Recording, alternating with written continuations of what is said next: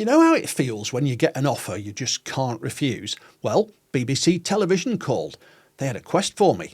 My task, should I wish to accept it, was to create a replica of a top-secret eavesdropping device found in 1952 in the US ambassador's residence in Moscow, known as the Great Seal Bug. It's a story of intrigue, spycraft, psychology, cutting-edge tech, imprisonment, tax fraud, celebrity, money laundering, but most importantly, about machining and microwaves. In 1951, a British radio operator in Moscow was listening on frequencies around a gigahertz used by the Russian military and heard an unusual signal. After some careful tweaking, he heard American voices. Initial investigations by a US Signal Corps officer detected a signal on the third floor of the embassy, but after sending an assistant to walk around the ambassador's office saying where he was in the room, the signal disappeared and never came back. They made a full sweep and the building was just about pulled apart, but nothing was ever found. So how on earth did the Russian NKVD manage to bug the ambassador? Let's backtrack to 1943. Joseph Stalin had returned from the Three Powers Conference in Tehran at the beginning of December 43 and told Lavrenti Beria, who was by then head of the NKVD and a member of the State Defence Committee, that he must find a way to get a listening device into the ambassador's office. The first attempt involved starting a fire in the US Embassy. Burly Russian firefighters dashed in to help extinguish the flames, but the US guards told them that it would be preferable if they didn't go upstairs, even if the building did burn down. I believe their phraseology may have been a little stronger than that, but my mum might be watching. Hi, Mum. Stalin suggested that Beria should emulate the Trojan horse. Beria set his specialists to work. On December the 17th, he told Stalin that a suitable bugging device had been developed. A wide range of slightly bonkers gifts of Russian craftsmanship were proposed to carry the secret payload. Axel Berg and Abram Yoffe led the team developing the technical solutions. They rejected all of the proposed gifts as they would probably have ended up in a dark corner of the embassy cellar, especially the mammoth tusks. Mammoth tusks? Good grief. Stalin told Beria that if he succeeded in getting a microphone into the ambassador's office, he'd be made a Marshal of the Soviet Union. It wasn't until early 1945 that the perfect opportunity arose. Churchill and Roosevelt were attending the Yalta Conference of the Big Three with Stalin between February the 4th and 11th, 1945, to discuss the post-war reorganisation of Germany and Europe. Yalta isn't far from the Artek camp for pioneer youth, which had first run 20 years previously. The camp area was liberated from German occupation in April 1944 and had recently reopened. Beria, Molotov and Stalin agreed on a cunning plan. The daily conference sessions ended with dinners hosted by one of the leaders. On the evening of Thursday, February the 8th, 1945, Stalin hosted a very boozy banquet at the Yusupov Palace in Kurais, a few miles southwest of Yalta. During the meal, a note was passed to the US and UK delegations, inviting them to the celebrations for the 20th anniversary of the first Artek camp being arranged by the VI Lenin Young Pioneers. The NKVD had made a very careful calculation and were certain that Roosevelt and Churchill would decline the invitation as they had a few things such as the entire post-war political landscape of Europe, the leadership of Poland and other weighty matters to discuss. They assumed that UK Foreign Secretary Eden and US Foreign Secretary Stettinius would also excuse themselves, but that the ambassadors were pretty much just bit players in the unfolding political drama of the conference and would probably have the visit foisted on them, as it would be impolite to send anyone further down the diplomatic food chain. There were 45 toasts proffered during the dinner, which was said to be an extremely jolly affair. 45? It were like a dream. Harriman and the rather colourful UK Ambassador Archibald Clark Kerr agreed to represent their nations at the celebration. Harriman carried a cheque for $10,000 and Clark Kerr had one for £5,000 as donations towards the camp finances. Artek camp is near Gurzuf, about 10 miles northeast of Yalta. The roads were in terrible condition after being bombed and the journey was said to take 2 hours. Beria took his rather flashy Horsch, a car which was mightily popular with royalty and despots. Fun fact, In 1909, August Horsch fell out with the CFO of his company and started a new one in his own name, but was forced to rename it. Horsch in German means listen in English, so he chose the name Audi as a sort of Latin dad joke. But in the context of this video, it adds an even deeper layer of meaning.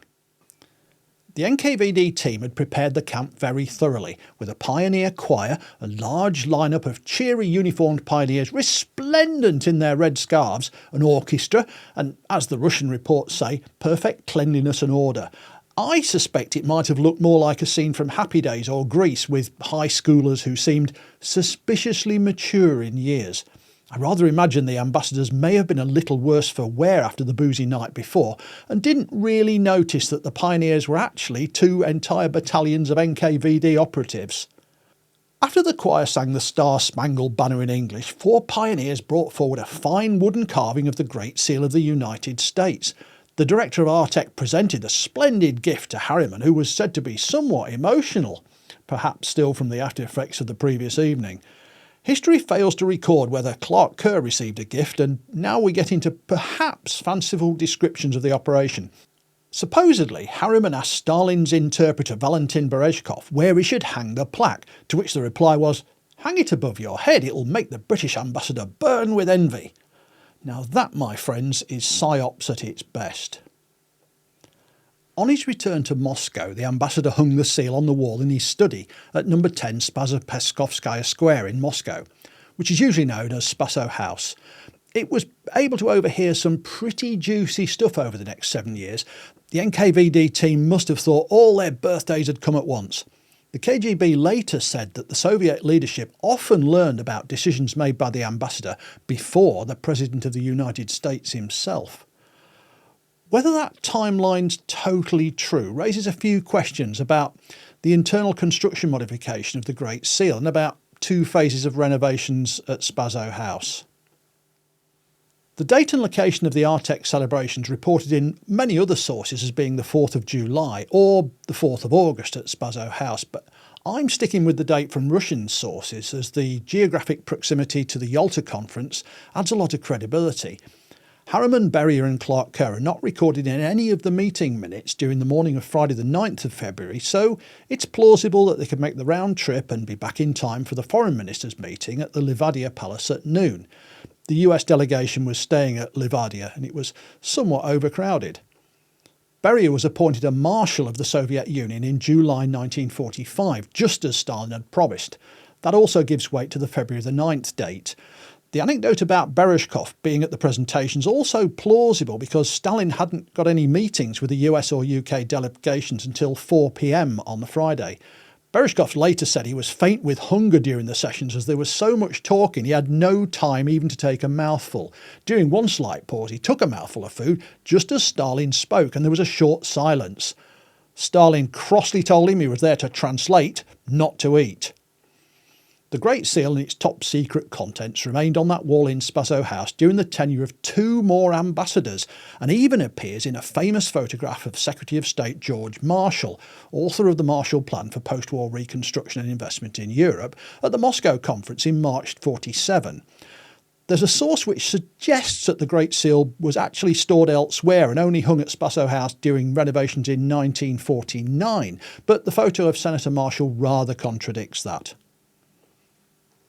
Joseph Bezjan, a radio specialist for the United States, was carrying out a check for listening devices in the embassy in September 1952. He also had suspicions that Spaso House was being bugged and arranged to stay as a house guest of the ambassador. Supposedly he had a wager with the ambassador that he would receive a Russian doll for every microphone he discovered. After 3 days, Sam Janey sneaked his technical equipment into Spaso House and the work began. Bezjan asked the ambassador to read a prepared script of some unclassified material. Kennan summoned his secretary to attend, supposedly so he could dictate a classified memo. As the Russians watched all the comings and goings at Spaso House, Bezjan hoped it would trigger a listening session, which indeed it did.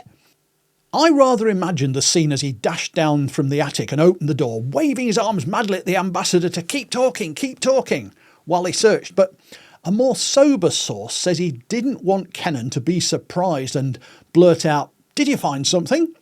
So he sent Janie in with a note asking him to carry on dictating as though nothing had happened. Now, if I was searching for a passive bug, I'd use an aperiodic receiver consisting of a pre-selector filter, then a diode detector, then a high-gain audio amplifier feeding a loudspeaker. I'd use a tunable signal generator, listening for howl round, beloved of rock musicians. But the details of precisely what kit Bezjan used are not public knowledge. Imagine the scene. They searched the area around the ambassador's desk, Janie carefully removing items and inspecting them, and emptying all the drawers, but still the signal's there. They removed the drawers. Nothing. Aha! It must be in the frame of the desk. They move the desk. Still the signal's there. Then the realisation finally hits home. All eyes turn to the only thing left on the wall, that splendid carved plaque. Oh dear! The listening device must be in the wall behind it. They lifted the plaque carefully off the wall and placed it on an easy chair. Ominous foreboding in the room. Behind the plaque on the wall there was nothing. No wires, no microphone, no evidence of any interference with the wall. But during signal strength tests, Bezjan knocked the seal and probably detuned it, and the exciting signal stopped. Bezjan sent everyone out of the room in case the seal was booby-trapped and started dismantling the wooden banding around the plaque and pulled it apart. Inside was a roughly carved cavity with, how shall I put this, a thing. It looked like a tiny round metal pillbox with a silver rod sticking out one side. No sign of any connections, no wires, no batteries, nothing. Just a small round box and rod. Little did they know that inside that box was a fiendishly clever device that had been patiently receiving conversations from that room for almost 7 years. They tore the wall apart looking for activation equipment or wires, but despite hacking away until 3 a.m, they found no evidence at all. They stationed a guard in the room and Bezjan slept with the seal under his bed and the thing under his pillow, wrapped in foil to prevent it from being activated. Next morning, the ambassador popped the thing in his pocket and they hid the seal on the floor of his car and went to the embassy to photograph it, and then sent it by diplomatic bag to the regional security headquarters in Paris and onwards to the USA, where it was examined by the CIA and shown to President Truman, then sent to the US Naval Laboratory for initial examination. Finding the bug shouldn't really have been a surprise, as during a visit to Spaso House by George Andreichin in October 1945, Harriman was warned that Spaso House had been bugged, and Andreichin insisted on discussions happening only in a bathroom with faucets, gushing water to deafen any bugs. Harriman explained that all was fine and everything had been checked. Unwarranted confidence in technical security countermeasures is a joyous thing to behold. Well, at least it's a joy to your adversaries. The NKVD had installed equipment in 2 separate buildings near the embassy, turfing out the residents. They employed women to hang washing out to dry on the balconies so as not to raise any suspicions. It isn't clear what equipment was installed in each building, but after the discovery, Harriman demanded a key to the caretaker boilerman's rooms in the lodge at Spaso House. It took him a rather extraordinary 3 weeks to hand over the keys. When access was finally gained, one of the rooms in his apartment was suspiciously empty. That might give some clues about how the operation was run. Fast forward to the UN Security Council on May 26, 1960, after Gary Powers was shot down while piloting his U-2 spy plane over Russian territory. Powers took off from Peshawar in Pakistan with an intended destination of Bodø main air station in Norway. The Russians made rather a fuss about it, berating the Americans for their appalling spying activities, which they felt was beastly and unfair behaviour, simply not cricket, you chaps.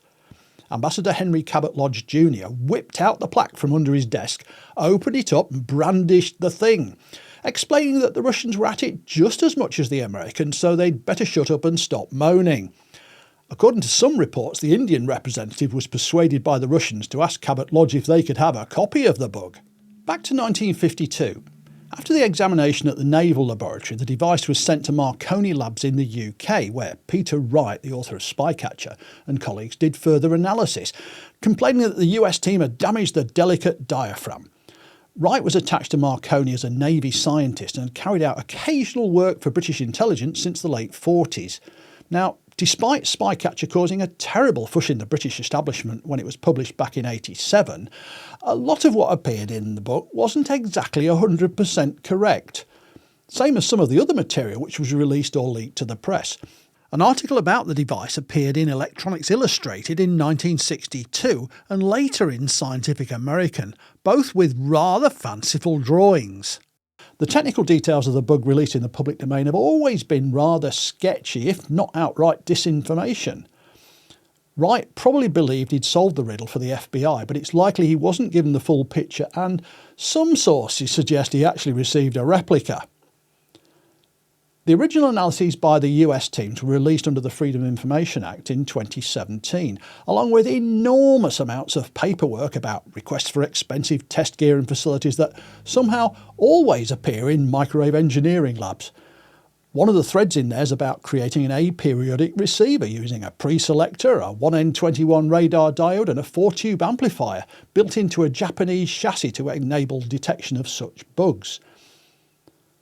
Photocopies of the original pencil sketches and photographs of the Great Seal and bug were released as part of the disclosure, along with the technical papers. The declassified CIA report by Benjamin Fisher has a photo of a replica rather than the original. The link to that's in the description.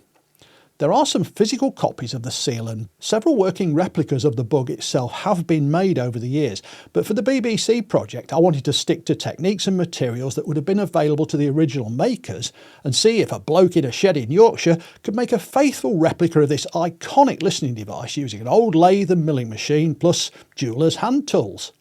Having accepted the quest, things escalated. Would I be able to make a working replica, asked the BBC. Well, perhaps. Would it be possible to demonstrate it working? Well, maybe under very specialised conditions. After all, in 1945 Moscow there was no interference from cell phones, TV, broadcast VHF radio, data links, Wi-Fi, noisy switch mode power supplies, taxis or any of the rich assortment of equipment used in a modern TV film unit. Turn all that off and I might be in with a chance. A very slim chance. Then things started to get properly serious. Would I be prepared to appear on camera on primetime BBC Two television to discuss the project with the series presenter Professor Hannah Fry? Well, why not? I was aware of her work on the internet on Numberphile, but I wasn't aware of much else as I don't own a television. In for a penny, in for a pound. What could possibly go wrong? More ominous foreboding. I started researching what I could find from primary sources but lacked some good photos and information. I explained that to my BBC contact who said, OK, we'll ask the NSA. How I laughed. The photos and information arrived less than 48 hours later. Now that, my friends, is what you call clout. I made CAD drawings to see if the dimensions in the pencil sketches are consistent. They aren't. I compared the photos to check that the thread pitch and diameter of the external rod were correct. They aren't either. Also, there are 2 through holes in the drawing of the back of the resonator which made no sense at all. Some of the other dimensions didn't add up either, but eventually I had what appeared to be a fully consistent CAD model. The next step was to do some electromagnetic and mechanical finite element simulations to see how the resonator, cavity and membrane behaved and who was right about the frequency that was used. In Spycatcher, Wright suggested a 330 MHz transmitter with some magical frequency doubling effect to get 660 MHz to the receiver. Others suggested 1700 or 1800 MHz single frequency working, but that was something of a stretch in 1940s Russia. One paper suggested 1800 MHz with a drive at a third of that, again by some magical multiplication effect based on some calculated harmonic resonances. That sounded to me like absolute 100% gold-plated techno-bollocks, if you'll excuse my Lincolnshire terminology. You need a non-linear element to create harmonics, but all of the threaded contacts and diaphragm are silver-plated. Any harmonic generation would have to be dreadfully inefficient and unreliable. The thing looked to me like a simple resonator and external antenna that could be tuned to a single frequency with a very high unloaded Q factor and a pretty high loaded Q. My initial guess about the spacing of the diaphragm seemed to give way too much capacitance. The sketches included some face grooves which I originally thought were just for acoustic purposes, but it turns out they have a double purpose.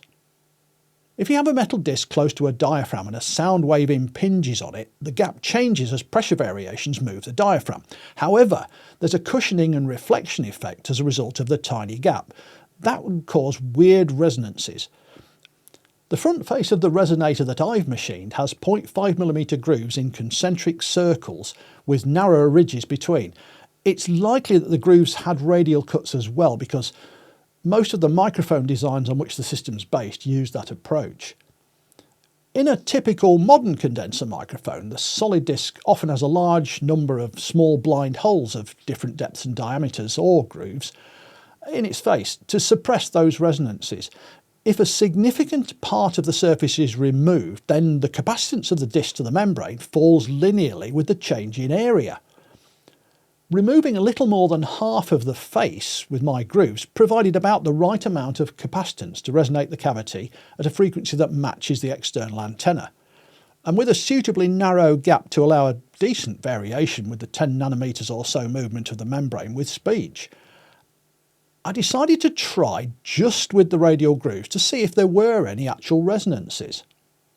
This is a test at 991.8 megahertz.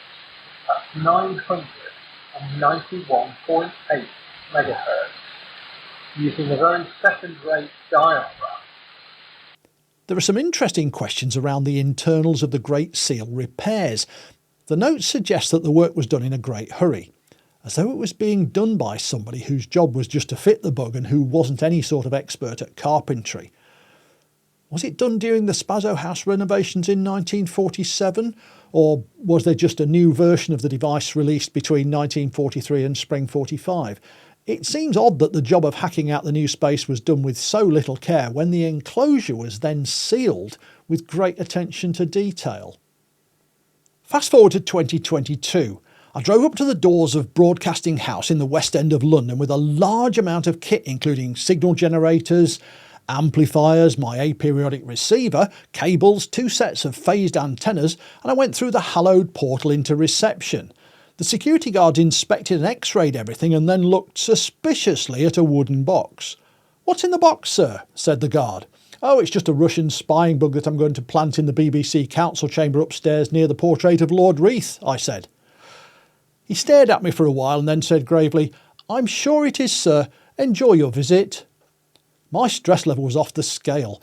I climbed the stone stairs up to the council chamber and started setting up the transmitter and its amplifier and antenna, then moved to a different part of the building to set up the receive antenna and the splendid Russian Malahit software-defined radio that I was using as a detector. After setting up, the BBC shot some footage for B-roll. I had to walk across the courtyard to the main doors carrying a large equipment case and go through the rotary glass doors into new reception. That needed 8 takes as folks kept walking out of the doors or getting in the way. I was getting quite good at walking purposefully carrying a case. They then wanted long shots of me walking and looking nonchalant while carrying the same case from a distant street corner, almost colliding with the camera. Another 8 takes. Then there was climbing the stairs, passing signs to the BBC council chamber. I only needed 2 takes for that. Finally, it was time to get everything set up and running. In the home lab, it took me 6 hours to get the alignment good enough to produce viable results. I only had 3 hours. The RF noise level was extreme, to the point where my aperiodic receiver was totally overwhelmed by data traffic from the Port of London and other hugely loud microwave signals. That meant I had to fall back to trial and error. More stress. Then I made a fateful error. I set the signal level into the amplifier way too high. It let out the magic smoke and died, along with my remaining hopes of success. By now, James the director had arrived along with the rest of the crew. Their equipment, the radio mics, camera monitors and cameras, created a huge wall of RF noise that was just impossible to deal with. Professor Fry arrived and we had a chat. By this time I was resigned to complete total failure and working out how I could run away and hide. Working with Hannah was brilliant. She's a great interviewer and was very well informed about the tech and history of the bug. The interview and chat sections all went well, along with the close-up shots of the internals of the replica bugs I'd taken along. With my heart in my boots, I set up the signal source without the amplifier and tuned it as best I could to the bug's resonant frequency. After an hour of fiddling and adjusting the antenna position in height, rotation, angle and XY position on the floor, we moved out to the stairwell where the receive antenna was installed on a tall lighting stand with my Malahit radio connected to it. Then there was another very stressful half hour of trying to adjust the receive antenna for a deep null on the transmit antenna while still getting a good return signal from the bug. I'd given up hope completely now and was resigned to failure. I found that moving my arms around near the antenna helped with phasing out the direct signal, and Hannah joined in. We looked rather like a couple practicing Tai Chi or performing some sort of slow motion dance piece by Merce Cunningham. We got one of the production assistants to read the Declaration of Independence, but heard only white noise. Hannah then had an inspired idea. She persuaded the hapless PA to sing Bar Bar Black Sheep continuously, as the regular pattern and sing-song rhythm might be easier to discern. 40 flipping minutes that poor lad had to keep singing, as we did our mad Tai Chi and fiddled with the receiver and transmitter settings. The camera and sound crew were all getting rather stiff and cold standing on the stone steps as they couldn't move a muscle for fear of affecting the phasing of the antennas. Suddenly, Hannah gave a little yelp, and under the white noise we heard a very faint but very odd and tuneless Bar Bar Black Sheep. Huzzah! We dashed into the council chamber to find the PA just about expiring, but sounding exactly like the weird tuneless rhyme we heard. Poor lad didn't know the tune. I was a little tired and emotional by now, but the director asked us to repeat the Neil and Hannah burst excitedly through the doors act several times until we looked excited enough. While I was packing the antennas away, I found that one leg of the sleeve balun had fractured, so the antenna wasn't performing at all well, and perhaps the mismatch had helped to destroy the amplifier. With the help of the BBC team, I piled all the kit back in my car and drove the 200 miles home. It all felt like a dream. Still does, in fact.